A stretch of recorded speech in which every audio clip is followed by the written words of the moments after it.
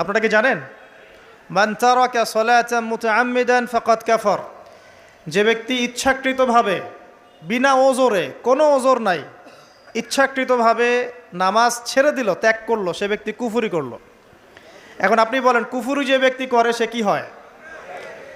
যদি আমরা ধরেও নেই যে সে মন থেকে নামাজ অস্বীকার করে না, অলসতা বশত পড়ে নাই, তারপরেও তো কাজটা ফাঁসেকি, তাই নয় কি?